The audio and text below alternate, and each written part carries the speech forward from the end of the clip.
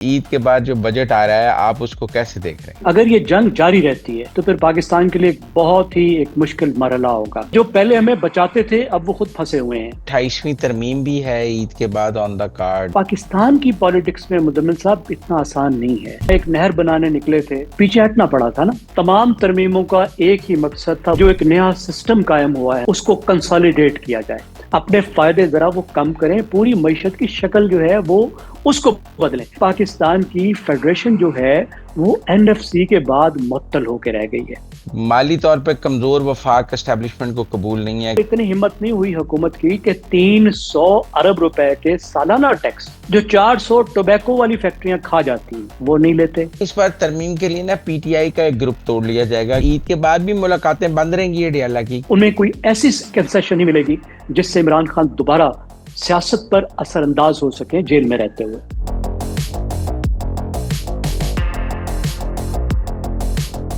السلام علیکم ناظرین، مزمل سروردی کے آفیشیل یوٹیوب چینل کے ساتھ میں ہوں مزمل سروردی. امید ہے آپ خیریت سے ہوں گے. ناظرین، آپ عید کی خوشیاں منا رہے ہوں گے، قربانی کر رہے ہوں گے. اس دوران میں نے بیگم خان صاحب کو قابو کر لیا ہے عید کی ان چھٹیوں میں، تاکہ آپ کے لیے ان سے بھی ایک انٹرویو کیا جا سکے. السلام علیکم بیگم خان صاحب، عید مبارک آپ کو بھی. وعلیکم السلام مزمل صاحب، تھینک یو ویری مچ. آپ کو بھی عید مبارک اور سب دیکھنے والوں کو بھی. بیگم خان صاحب، وہ عید کے بعد کہتے ہیں بجٹ آ جانا ہے اور بجٹ کے بعد عید آ جانی ہے. یہ عید کے بعد جو بجٹ آ رہا ہے آپ اس کو کیسے دیکھ رہے ہیں؟ میرے خیال میں بہت مشکل بجٹ ہو سکتا ہے یہ، کیونکہ بہت سی چیزیں اس بات پر ڈیپینڈ کرتی ہیں کہ یہ جو ایران کی جنگ ہے یہ کس طرف جاتی ہے. اگر یہ جنگ رک جاتی ہے تو پھر سنبھلنے کا کچھ موقع مل جائے گا، لیکن اگر یہ جنگ جاری رہتی ہے تو پھر پاکستان کے لیے بہت ہی ایک مشکل مرحلہ ہوگا. ایک ایسے وقت میں جبکہ پہلے ہی حالات بڑے نازک تھے. نازک موڑ تو کبھی پاکستان میں ختم بھی نہیں ہوتا. بڑی مشکل سے جس کو کہتے ہیں کہ سٹیبلائزیشن جو ہے، اور سٹیبلائزیشن بھی پاکستان میں کبھی ختم نہیں ہوتی. ہر 3 سال بعد IMF کا پروگرام ہوتا ہے. IMF کے پروگرام کے بعد سٹیبلائزیشن ہوتی ہے، پاکستان کے عوام کا رگڑا لگتا ہے. پھر سٹیبلائزیشن سے نکلنے لگتے ہیں، تھوڑا سا ایک مرحلہ آتا ہے سانس لینے کا. لیکن ابھی ہم دیکھ رہے ہیں کہ 2018 کے بعد سے سانس لینے کا مرحلہ بھی نہیں آ رہا. یعنی پہلے جو ہمارا ماڈل تھا نا مزمل صاحب، وہ تھا بوم بسٹ کا مطلب ہے بسٹ ہوئے، گرے، پھر سنبھلے، پھر گرے. ابھی ہمارے ساتھ کچھ ایسا ہو رہا ہے، اور اس میں نالائکی ہمارے حکمرانوں کی تو ہے ہی ہے، لیکن حالات کی بھی بہت ہے ساتھ میں. مثال کے طور پہ 2018 میں ہمارا کوئی $20 بلین کا کرنٹ اکاؤنٹ ڈیفیسٹ ہوا. تھوڑا سا بننے لگے تو پھر کووڈ بھی آ گیا. اس کے ساتھ جو ہے رشیا کی جو وار تھی وہ شروع ہو گئی، اس کی وجہ سے پرائسز اوپر گئیں. پھر شوکت ترین بھی پڑ گیا قوم کو، وہ بھی ہو گیا. تو پھر ہم بس سے بسٹ میں گئے.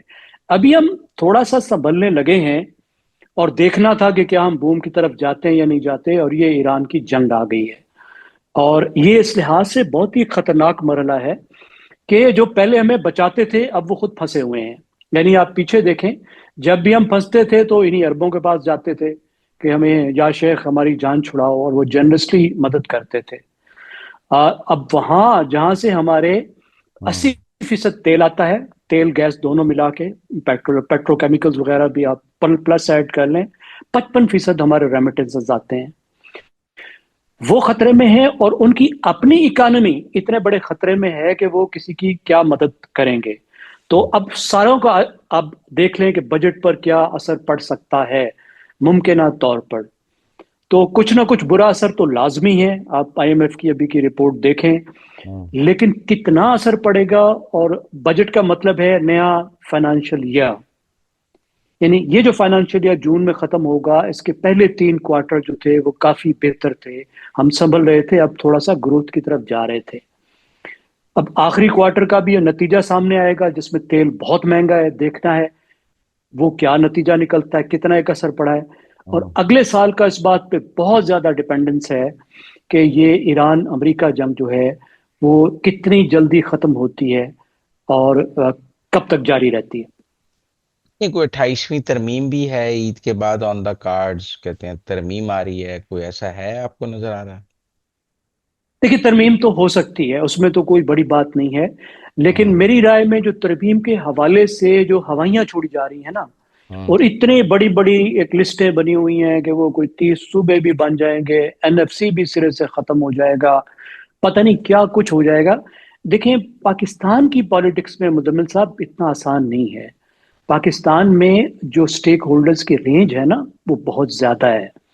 और आप कितना भी कह दें कि पाकिस्तान में इस्टेब्लिशमेंट बहुत मजबूत है, बहुत मजबूत होगी, लेकिन इस्टेब्लिशमेंट को, इन तमाम स्टेक होल्डर्स को, पाकिस्तान की डाइवर्सिटी को, उसकी नज़ाकतों को साथ लेके चलना पड़ता है। मिसाल के तौर पर आप देख लीजिए ना, एक नहर बनाने निकले थे जो बहावलपुर की साइड पे बनानी थी, और वो कहते भी ये थे कि पंजाब का ही पानी इस्तेमाल करेंगे, पीछे हटना पड़ा था ना। तो यस, कुछ आ सकती है जिसमें कुछ एक स्टेप ये मजीद अपनी विश लिस्ट पर आगे निकल जाएं, लेकिन मैं नहीं समझता कि जिस तरह की इस वक्त स्पेकुलेशन हो रही है कि कोई सुपर एक अमेंडमेंट आएगी, उस तरह की मैं नहीं, फ्रैंकली नहीं समझता कि एनी टाइम सून आएगी। क्या होगा? आपको क्या लगता है मिनिमम क्या हासिल हो जाएगा? देखिए ना, हमने ये देखा कि उन्होंने छब जो अपनी विश लिस्ट थी वो दो हिस्सों में पूरी की, 26वीं और 27वीं में। कुछ काम उन्होंने 26वीं में कर लिया क्योंकि उस वक्त कंसेंसस नहीं हो रहा था, चीफ जस्टिस वाला कर लिया मिनिमम। फिर बाकी काम 27वीं में कर लिया। तो दो हिस्सों में तो एस्टेब्लिशमेंट कर लेती है ना, एक कदम आगे करती है, जहां तक हुआ वहां तक कर लिया, फिर अगले की बात कर ली। तो आपको क्या लगता है मिनिमम क्या कर लेंगे? देखिए मुजम्मिल साहब, आप ये समझ लें कि जो अभी तक हुआ, जितना कुछ हुआ, वो एक मरला था, और अब इसके बाद अगला मरला है। देखिए अभी हम्म। तक क्या हुआ, पर्पस क्या था, ऑब्जेक्टिव आप देखें ना। इस वक्त तक इन तमाम तरमीमों का एक ही मकसद था, वो ये था कि जो एक नया सिस्टम कायम हुआ है, हाइब्रिड सिस्टम, उसको कंसोलिडेट किया जाए। हम्म। जहां जहां से, जिन जिन सुराखों से, जिधर से चैलेंज आ रहा है ना, उन सुराखों को बंद किया जाए, उन दर्जों को बंद किया जाए। हम्म। तो आप समझ लीजिए कि वो जो ऑब्जेक्टिव है वो लार्जली पूरा हो गया है। हम्म। अब जो चीज परेशान किए जा रही है, हम्म। खास तौर पर इस्टेब्लिशमेंट को, क्योंकि स्टेयरिंग व्हील उसके पास है, वो ये है कि भाई अब गवर्नमेंट को गवर्नेंस को डिलीवर करना चाहिए। हम्म। अब कहीं से मईशत आगे निकलनी चाहिए, अब सिस्टम की अवाम में जड़ें बन बैठनी चाहिए। सिस्टम की, सिस्टम में तो जड़ें बन गई, अदलिया में, एग्जेक्टिव में, डेमोक्रेटिक सिस्टम में, वो सारा हो गया। अब मसला ये है कि अवाम को ये सिस्टम डिलीवर करके दिखाए। देखिए, और ये गवर्नेंस के तौर पर स्टेट इफेक्टिवली चले। अब जो मैं समझता हूं, वो समझते हैं कि दो तरह के चैलेंजेस हैं। हम्म। एक चैलेंज तो वो है कि अवाम के साथ हुकूमत का कोई बरह रास्त एक राबता बने। यानी जब तक लोकल गवर्नमेंट मजबूत नहीं होती, तो इन हम्म। पार्टियों के बस का रोग नहीं इस वक्त रहा, ये जो हमारी 20वीं सदी वाली पार्टियां हैं, कि ये बैठकर हेडक्वार्टर्स में, कराची में और लाहौर में बैठकर और इस्लामाबाद में बैठकर अवाम को डायरेक्ट अपील कर सके, उनके मसले हल कर सके। तो हम्म। उसका हल ये है कि अगर डेवोल्यूशन आती है, लोकल गवर्नमेंट इफेक्टिव आती है, तो हम्म। उसके नतीजे में, जैसे हमेशा लोकल गवर्नमेंट ने काम किया है, हुकूमत का और अवाम का एक लिंक मजबूत होगा, कोई डिलीवरी होगी, लोग डायरेक्ट अपने जिलों की हुकूमत के साथ झगड़ेंगे, लड़ेंगे, उनकी अच्छाई और बुराई करेंगे। वो बरह रास्त जो है वो सूबाई हेडक्वार्टर्स पर और इस्लामाबाद पे हमले नहीं करेंगे। वन। देखिए, अब दूसरी बात यह है कि पाकिस्तान की फेडरेशन जो है वो एनएफसी के बाद मुअत्तल होकर रह गई है। 18वीं तरमीम बहुत अच्छी चीज थी, बहुत कुछ उसने सूबों को दिया, बहुत सी फेडरेशन के मसले हल किए, लेकिन एक ये किया कि उसने तमाम तर वसाइल उठा के सूबों को दे दिए, विफाक के पास कोई बचा ही नहीं।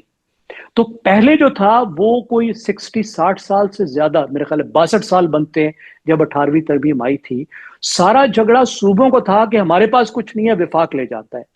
अब विफाक कहता है भाई मेरे पास कुछ नहीं है, मुझे कोई दो। अब ये दो हैं एरियाज जो मेन एरियाज हैं, उसके अलावा जाहिर है आप बहुत सी चीजें छोटी छोटी जो है वो गिनवा सकते हैं। हम्म। अब यहां पे जो मसला है, इन दोनों पे जो अशराफिया है, जो पॉलिटिकल अलीट है, इन दोनों पे रेजिस्ट करती है। ना वो ऐसी लोकल गवर्नमेंट देने को तैयार है जिसकी वजह से वसाइल और इख्तियार नीचे चले जाएं। और आपको पता है कि एनएफसी अवार्ड पर तो फिर छोटे सूबे जो हैं वो कुल्हाड़ी लेकर खड़े हो जाते हैं कि हम हम्म। बिल्कुल नहीं करेंगे। तो ये चैलेंज है। अब देखते हैं किस तरीके से, किस हद तक नेविगेट जो है वो इस्टेब्लिशमेंट कर सकती है पॉलिटिशियंस के साथ मिलकर। वो कहते हैं फाइनेंशियल टीम से भी खुश नहीं है एस्टेब्लिशमेंट को, कह रहे हैं बजट के बाद फाइनेंशियल टीम भी बदली जा रही है।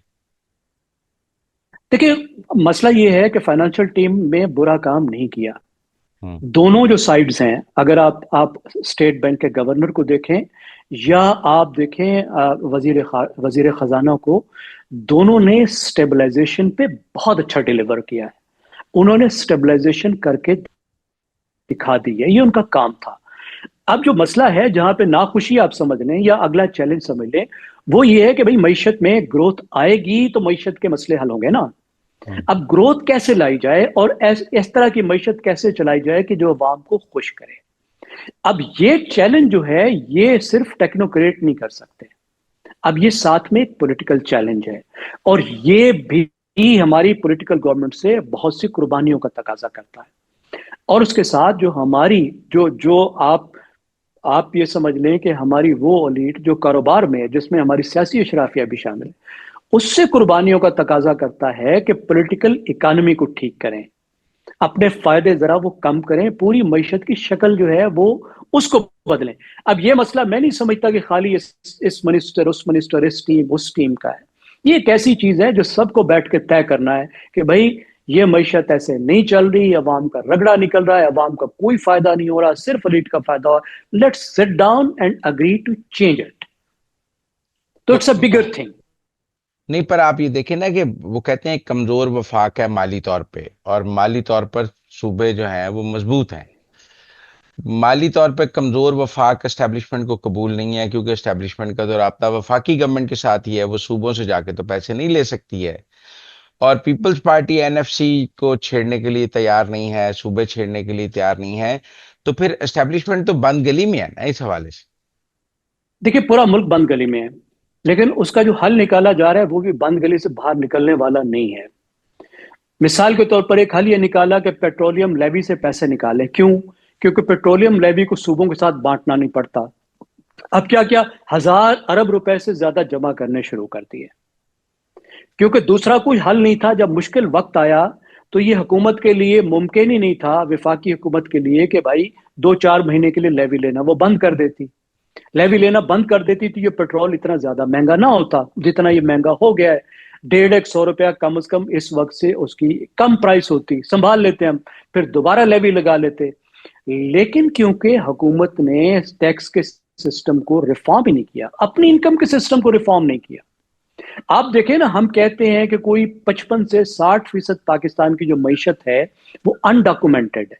अनडॉक्यूमेंटेड का क्या मतलब है कि आधी से ज्यादा मईशत आपकी टैक्स दे ही नहीं, और अगर वो टैक्स दे दे तो आपका टैक्स डबल हो जाएगा।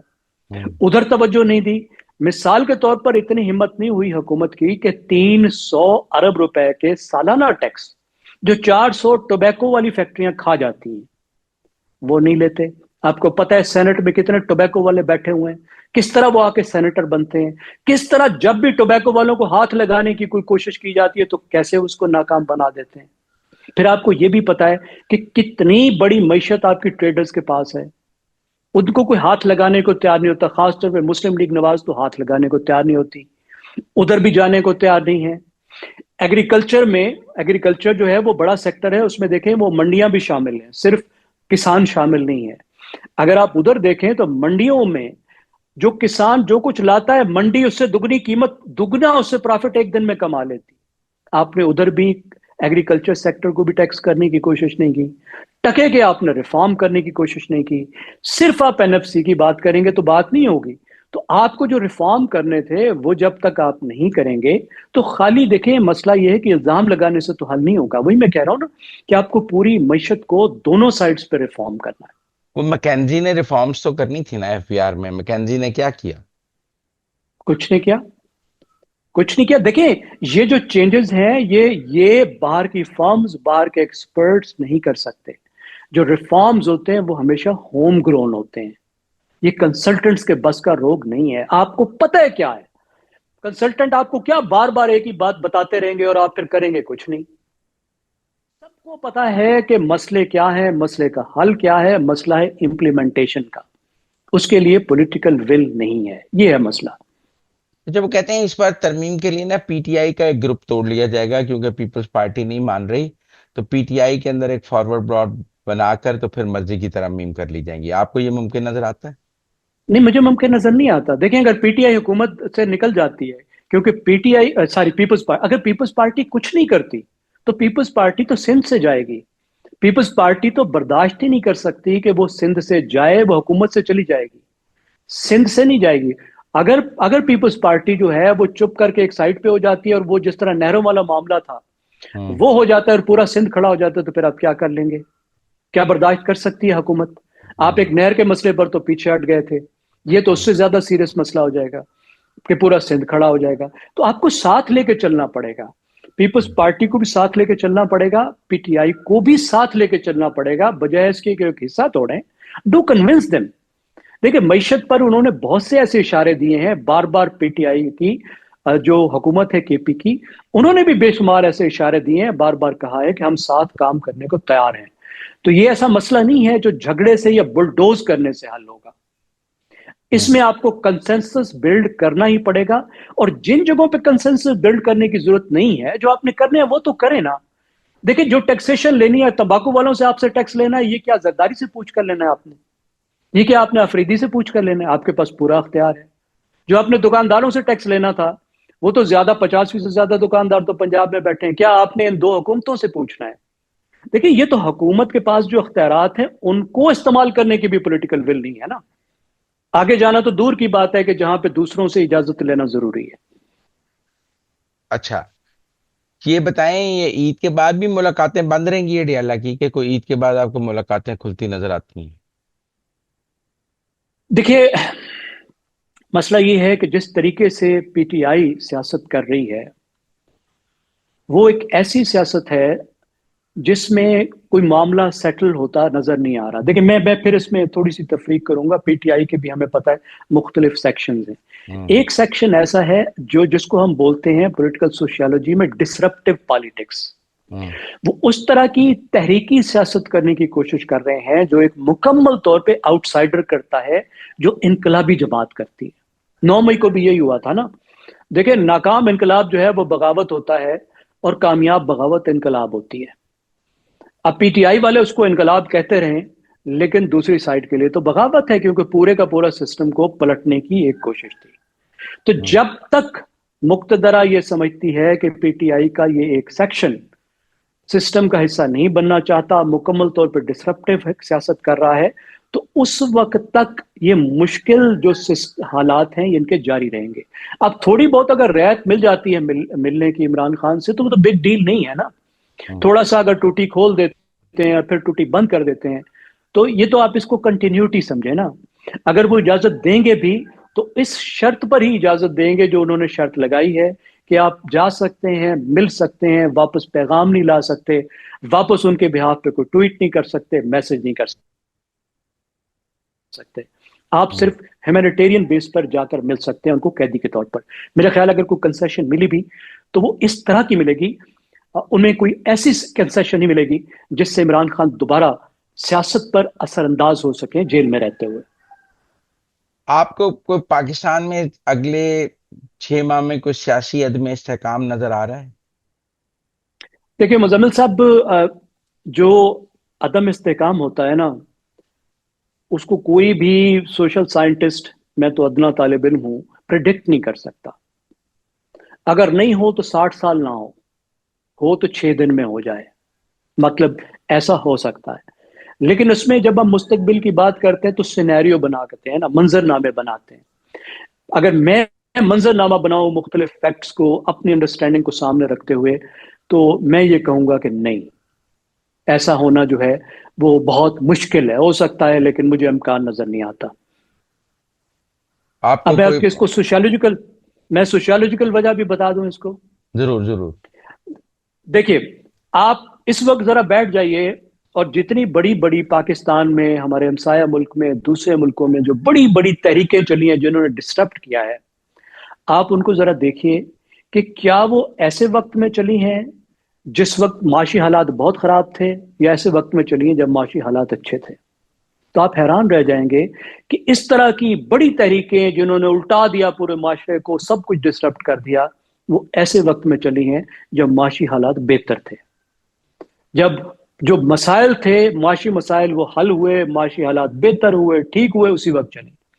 آپ شاہ ایران کے خلاف تحریک کو دیکھ لیں, وہ کس وقت چلی. ایران بے مثال معاشی ترقی کر رہا تھا, छोटा सा उसके दरमियान में एक पैच आया। अयूब खान को देख लें, 10 साल का मईशत का आप आर्ग्यू कर सकते हैं, एक एक लिहाज से आप कह सकते हैं कि ग्रोथ का एक गोल्डन पीरियड था। अब जब भी देखेंगे आपको ये नहीं नजर आया। पीटीआई का देख लें, पीटीआई जिस वक्त उठी है, इसकी तहरीक उठी है, कोई इस वक्त के हवाले से तो बहुत बेहतर एक माशी बेहतरी का दौर था, ग्रोथ बहुत बेहतर थी। तो इस वक्त एक बात यह है कि जब तक माशी हालात इतने खराब हैं तो कोई बड़ी तहरीक जो है वो उसका इम्कान नहीं है। कोई बड़ी तहरीक का इम्कान नहीं है। और ये भी आप हमें बता दें कि ये जो इंडिया से सिग्नल्स आ रहे हैं बातचीत के, आपको पाकिस्तान इंडिया कोई बर्फ पिघलती नजर आती है? क्योंकि कुछ सिग्नल्स इंडिया से आने शुरू हुए हैं, ये कि ये भी अभी सीरियस नहीं है या सीरियस सिग्नल्स आ रहे हैं? मेरे ख्याल में अब इसका एक अमकान पैदा हो गया है। अमकान इस वजह से पैदा हो गया है कि भारत जो हासिल करना चाहता था पाकिस्तान पे दबाव डाल के, जो एक न्यू नॉर्मल बनाना चाहता था, जो अपनी चौधराहट अपनी बदमाशी कायम करना चाहता था, वो अब वाज़े तौर पर जो है वो नामुमकिन हो गया। एक मुख्तलिफ तरह का न्यू नॉर्मल हो गया। अब भारत को अंदाजा हो गया है कि जो फौजी कन्फ्लिक्ट है पाकिस्तान, उसकी प्राइस बहुत ज्यादा है, तो हम अब वो तरीका अख्तियार नहीं कर सकते। अब जब नहीं कर सकते तो जाहिर है फिर आप कुछ और आपने सोचना है। फिर ये है कि जो पूरी दुनिया का एक मंजरनामा जिस तरीके से बदल रहा है, एक न्यू वर्ल्ड ऑर्डर इमर्ज कर रहा है, उसमें अगर भारत को अपनी जगह बनानी है तो वो इस तरह खित्ते में वो रूठ के नहीं बैठ सकता कि वो अलग थलग होके बैठ जाए और खित्ते के मुल्क जो हैं उससे नाराज होते जाएं, अलग होते जाएं, उसकी अहमियत खत्म होती जाए। देखिए पहले पाकिस्तान था, पाकिस्तान के साथ बांग्लादेश भी हो गया, आगे आप देखिए अब तो ईरान भी हो गया। ईरान जो है उसने जिस तरीके से भारत के जहाजों पे हमले किए हैं, जिस तरह से ईरान यूएई के करीब गया, उसकी वजह से जिस तरह ईरान से नाराजगी है, तो उसमें पाकिस्तान को जो आइसोलेट करना था, करने चला था इंडिया, उसके बजाय वो खुद आइसोलेट होकर रह गया है। तो मेरे ख्याल में इस वक्त ये भारत के लिए वक्त है कि वो अल्टरनेटिव्स को, अल्टरनेटिव ऑप्शंस को अब ओपन करे और उनको सोचे। तो ये एक डिस्कशन जो है वो शुरू हुई है। और जब देखिए इस तरह की डिस्कशन शुरू होती है ना, तो उसका मकसद ये होता है कि एक स्पेस पैदा की जाए पॉलिसी चेंज की। इसको कहते हैं स्ट्रेटेजिक एम्बिग्विटी। यानी आप देखें बयानात से पहले क्या था, पूरा भारत एक यकसू आपको नजर आ रहा था, खास तौर पे जो ताकतवर हल्के हैं वहां के, उसमें एक आवाज थी, आपको लगता था कि ऐसा होना मुमकिन नहीं है। लेकिन जब ये आवाजें दूसरी उन्होंने बनानी शुरू कर दी, जो सोच समझ के बनाई जाती हैं, तो इसका मतलब है उन्होंने ये दिखा दिया कि अब भारत में दो आवाजें हैं, भारत में एक एम्बिग्विटी है, एक मुख्तलिफ तरीके का जो रास्ता है वो लिया जा सकता है। तो भारत की जो हुकूमत है उसके लिए एक पॉलिसी ऑप्शन के तौर पर ये आहिस्ता आहिस्ता खुलने लगा है। वो अपने अवाम को भी जरा जहनी तौर पर तैयार करने लगे हैं कि ऐसा भी हो सकता है। लेकिन इसका मतलब ये नहीं है कि ऐसा अगले महीने हो जाएगा। लेकिन भारत जो है, मैं समझता हूं अपने लिए ऐसे सिग्नल्स के जरिए अपने लोगों को देकर भी, दुनिया को देकर भी, अपने एक मुख्तलिफ पॉलिसी ऑप्शंस को खोल रहा है, ओपन कर रहा है। आपको लगता है कि भारत की जो डिप्लोमेटिक स्ट्रेटजी है वो फेलियर हो गई और उनको अंदाजा है कि उनकी सारी स्ट्रेटजी फेल हो गई?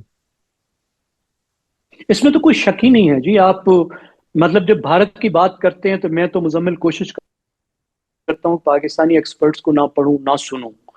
और मेरा ख्याल है भारतीयों को भी यही करना चाहिए, क्योंकि हमारे दरमियान में तो इतनी एक नाराजगी और दुश्मनी रहती है कि खतरा होता है कि हम जज्बात में ना बह जाए। मैं तो भारतीय एक्सपर्ट्स को इस बारे में देखता हूँ, इंटरनेशनल एक्सपर्ट्स को देखता हूँ इस बारे में। तो मेरे ख्याल है एक इंटरनेशनल जो डिप्लोमेटिक कम्युनिटी है, इंटरनेशनल रिलेशंस की जो कम्युनिटी है और जो सिक्योरिटी की कम्युनिटी, उसमें तो एक ब्रॉडर कंसेंसस है कि भारत का जो डिप्लोमेटिक स्टैंडिंग थी वो बहुत कम हो गई है और भारत की जो पॉलिसी थी वो नाकाम हो गई, और सिर्फ पाकिस्तान के हवाले से नाकाम नहीं हो गई।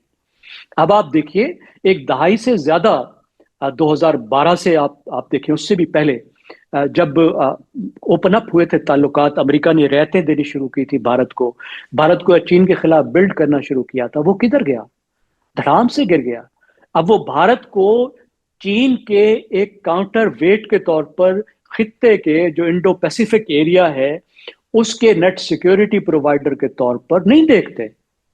तो उनकी पूरी भारत की जो जो पूरा एक प्लान बनाया था वो खत्म हो गया। फिर पाकिस्तान के हवाले से अगर आप देखें تو भारत की जो पॉलिसी थी कि पाकिस्तान को डिप्लोमेटिकली आइसोलेट करना है, इस पर वो लगा हुआ था 20 साल से। वो किधर गया? पाकिस्तान को तो आइसोलेट नहीं कर सके, खुद आइसोलेट हो गए। तो मेरे ख्याल इसमें तो कोई शक ही नहीं है कि भारत की जो डिप्लोमेसी है, भारत की जो फॉरेन पॉलिसी है, उसको एक बहुत बड़ी नाकामी का सामना है। लेकिन मोदी इलेक्शन जीती जा रहे हैं, बंगाल भी जीत गए, वो उनकी डोमेस्टिक पॉपुलैरिटी तो कम नहीं हो रही। कोई शक नहीं है, कोई शक नहीं है। देखिए, ये तो पॉपुलिज्म का कमाल है ना। देखिए, पॉपुलिस्ट पॉलिटिक्स का यही कमाल है ना कि आप जो है वो बैंगन को आम कह के बेच सकते हैं, वो बेच रहे हैं। नफरत का जो उन्होंने बाजार गर्म किया है, वो इतनी खौफनाक नफरत है और वो शनाख्त पर बेस्ड है। जिस तरह का उन्होंने वो बनाया है और जो उन्होंने झूठ का एक बाजार गर्म किया है, वो चल रहा है। भारत में एक ऐसे ऐसे एक माहौल है। मैं तो ये कहूंगा, देखिए, भारतीयों का एक एक हमारे हिंदुओं का, हिंदू पाकिस्तानी भी है, हमें एहतराम करना चाहिए हर मजहब का। वो कहते हैं एक दौर आएगा जो कल युग होगा, डार्क एजेस होंगी। देखिए, भारत में तो एक तरह की डार्क एजेस हैं। भारत की 1000 2000 3000 साल में कब ऐसे हुआ था? किस तरीके से इतनी बड़ी पॉपुलेशन को अदराइज किया जाए, रगड़ा लगाया जाए, नफरत की जाए, उनको तबाह कर दिया जाए। ऐसा तो ना हिंदुओं के दौर में हुआ था, ना मुसलमानों के दौर में हुआ था। एक टॉलरेंस वाला माशरा था बर्रे सगीर का। मतलब कैसे कैसे हालात में भारत आ गया है। और इस नफरत के फैलने की एक आंधी है जो अभी तक चल रही है। अगरचे कुछ आसार हमें कुछ जगहों पे नजर आते हैं कि शायद मकबूलियत कम भी हो रही है, लेकिन साथ साथ हम नजर आता है कि वो नई विक्ट्रीज भी अचीव कर रहे हैं। बहुत शुक्रिया जैगम खान साहब हमारे साथ ज्वाइन करने का। आपको ईद की खुशियां मुबारक हों। Enjoy your Eid. Thank you. बहुत शुक्रिया। आपको भी एक बार फिर ईद की खुशियां मुबारक हों और आपके तमाम देखने वालों को भी। Thank you.